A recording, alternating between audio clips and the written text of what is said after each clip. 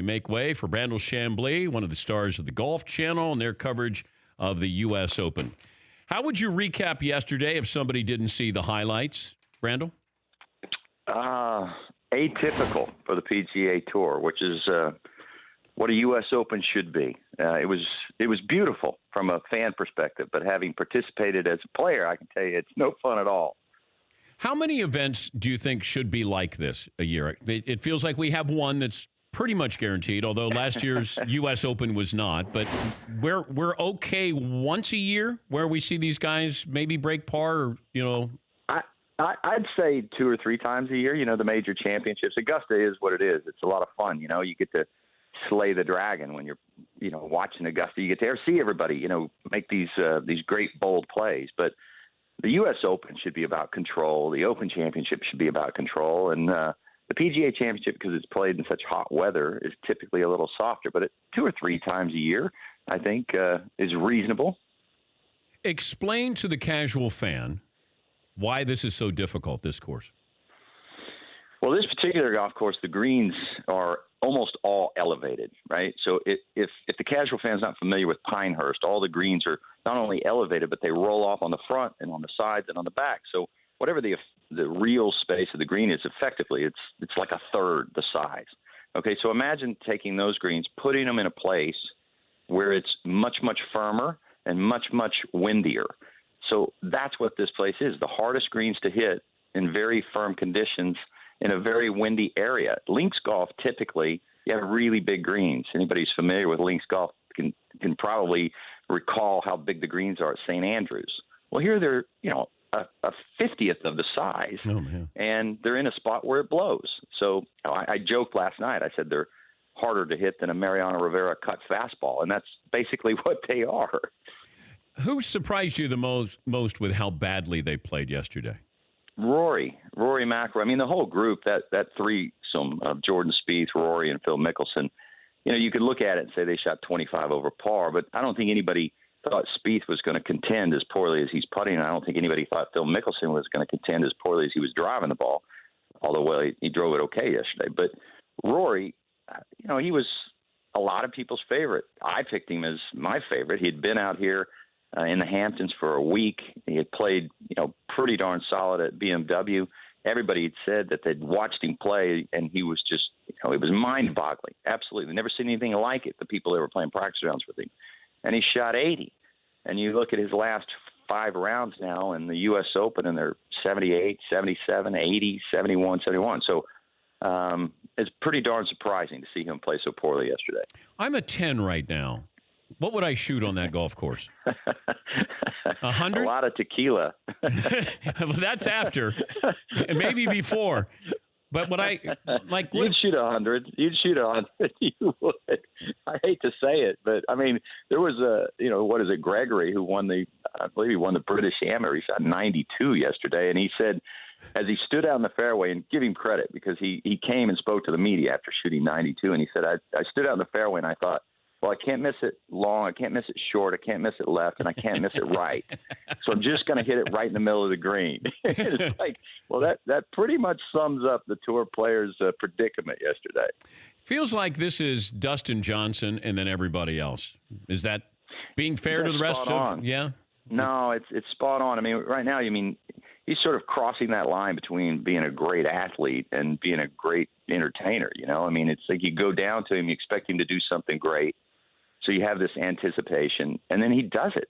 And it's kind of like Tiger Woods right now. I mean, he is, I think they just said on the broadcast, my old buddy Mark Brooks just said on the broadcast, he's the one player right now who looks like he could distance himself. He looks like he could shoot 3 or 4 under par and get, 3 or 4 ahead of the field and then wipe everybody away on the weekend.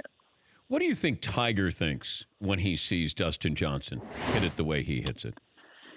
I'm sure it makes him sad. I mean, Tiger, all this, as it relates to his body and his golf swing, I mean, he's 42 years old, so age would have gotten him by now, but he pretty much did this to himself. I mean, he destroyed the greatest body in the game of golf, and he destroyed the greatest golf swing in the history of the game.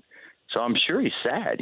He's it's not that Tiger, changed his golf swing so much as like he barked up every single tree, and now it's like he can't even, he doesn't know where home is. He can't get back to where he once was, and you can see he's trying. He looks at Dustin, and Dustin has the most obvious physical advantages on the tour right now. Well, Tiger Woods used to be that person, and the way they've worked out was completely different. I don't know what Dustin's doing, but it's right.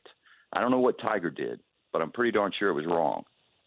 I saw the interview with Butch Harmon and Curtis Strange yesterday, and Curtis asked about Tiger since Butch was his first main teacher, and he said, what I think it was, and I'm paraphrasing, kind of like what's holding Tiger back here, and he said ego, because Tiger still wants to hit it as far, if not farther, than everybody else, and I keep saying, if you have the mental capacity, remember he was the toughest guy mentally, great short game, he could putt, best putt, and like all these things. Right. Why wouldn't you just say, I'm going to beat you when I need to beat you, and that's on the green, instead of, mine's bigger than yours, I'm going to hit it 320 and you hit it 319. Like he's gotten into that and I think that's been to his detriment.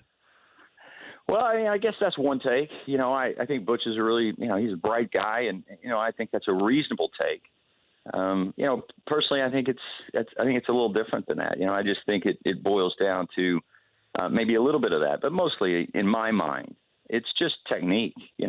If his technique were as good as Dustin Johnson's or as good as his technique used to be, he'd be able to swing. He'd be able to hit shots the way Dustin Johnson's hit them, the way he used to be able to hit them. His technique's just not anywhere near as good as it used to be. But he doesn't put it in the fairway, though, Brandel, and Dustin does. Well, that's what I'm saying. It's like he doesn't put it in the fairway, not because he's swinging hard. He's not swinging any harder at the golf ball, I promise you, from a percentage standpoint than Dustin Johnson is or Henrik Stenson is. He's not. He's a smart guy. Tiger Woods is not out there flailing away. Tiger knows he needs to put a number on the board. He's not up there just indiscriminately swinging as hard as he can. He just can't do it because his technique is sabotaging him. So he's never been without a teacher. He's finally without a teacher. And I know that he's trying to swing like he once did. Well, it's not as simple as that. Nobody can do what they once did at 42. But at Jack Nicklaus, when Jack Nicklaus was 40, 41, 42, he was the best driver of the golf ball that ever lived, statistically ever. So, and that's because they had just started measuring the statistics. Imagine if they had statistics when Jack was 25. But Jack didn't change his body, and he didn't change his golf swing. So his swing lasted. Tiger's hasn't lasted because he chose to change it. All right, I got an idea, and it's controversial, and maybe you could use it tonight with Rich. I try to shy away from controversy. Yeah. You haven't done a very good job there. You're not making the cut on that. Okay, what if you didn't have a cut at the U.S. Open or the majors? Because now I'm looking at this just as marketing, and if I'm a broadcast partner, TV, I still want to see Phil out there, Tiger out there, Jordan out there, Rory out there. Why do we have a cut in the majors? I've never been asked that question. I can't say that I've ever even thought about it, but in the middle of you asking it, I thought, you're damn right. I was like, I don't know why we have to have a cut. They can sit around and play all weekend long. Clearly they can. They're doing it now. Great idea. I'll give you credit for that one. Well, we'll bat it around on the set tonight. I love it. Well, let's see who misses the cut, and then you could bring it up with you and Frank and Rich. I love the fact that you guys begrudgingly went into the topic of what would be a better story, Tiger winning or Phil winning. And I thought it came off great. I just thought it was, you guys framed it well, and it was interesting. But the obvious answer is Tiger, because Tiger, that would resonate worldwide. Phil, it would resonate with housewives and golf fans, the strong golf fans. But, right. I was going to say, how many kids does Phil have? 3, okay, and his wife, and maybe there's 10 people in the world that might think Phil's winning would be a bigger story than Tiger. Oh, it wouldn't even be close. Wouldn't even be close. It wouldn't even be close. But, 50 years from now, people would be sitting around and they'd go, wow, there's only 6 guys that have won the career Grand Slam. And, historically speaking, it'd be unbelievable for Phil.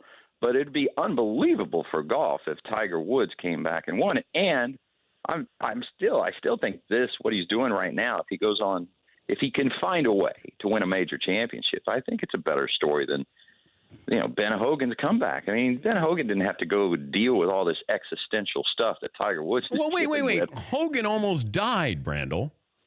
I know that, but Hogan didn't die, and the bones healed.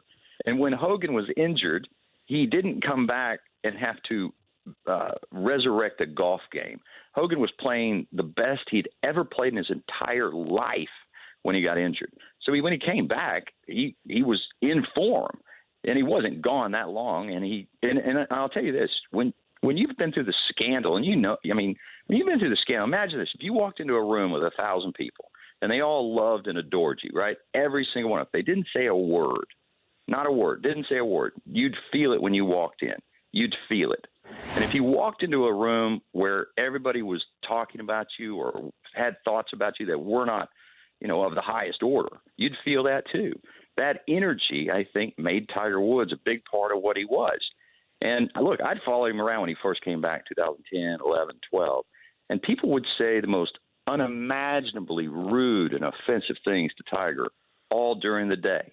They'd yell it out. Now, there are plenty of fans out there that love him, but there are plenty of yahoos out there saying horrible things to Tiger Woods as he plays.